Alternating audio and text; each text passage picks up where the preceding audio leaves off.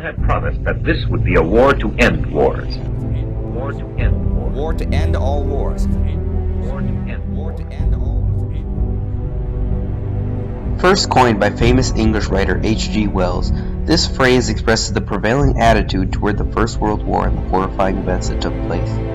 As expected, the fighting eventually came to an end in 1918, and it was time to make a treaty.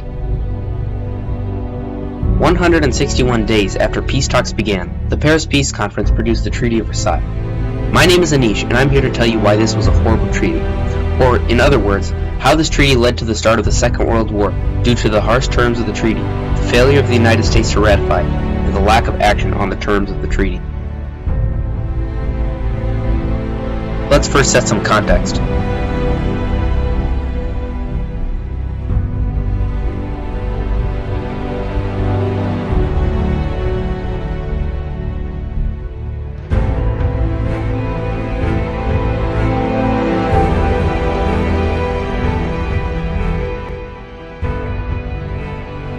The war was coming to a close, and with it, the Allied governments needed to create a treaty to punish the Germans.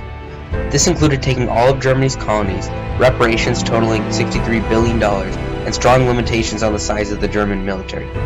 Later, the United States Congress did not ratify the treaty, much to the dismay of President Wilson. The terms of the treaty were much too harsh for the Germans to handle. In addition to the massive cuts on the military, the Germans were also forced to pay a total of 266 billion gold marks, or $63 billion to the Allies. This, along with incredible inflation, destroyed the German economy and made life very difficult, especially during the Great Depression. The currency was useless, and many people resorted to using it in other ways, such as wallpaper or fuel for their fires. The difficulties the German people faced because of the treaty directly led them to become more willing to follow radical campaigns, much like Adolf Hitler's.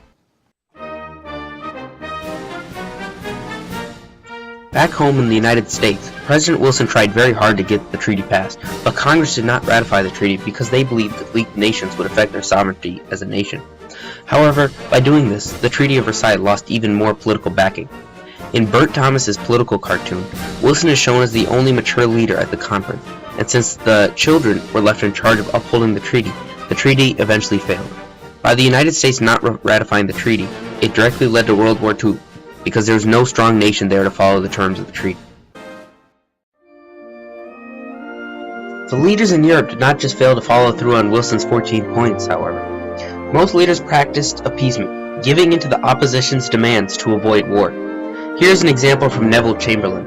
And he said that the settlement of the Czechoslovakian problem, which has now been achieved, is, in my view, only the prelude to a larger settlement in which all Europe may find peace.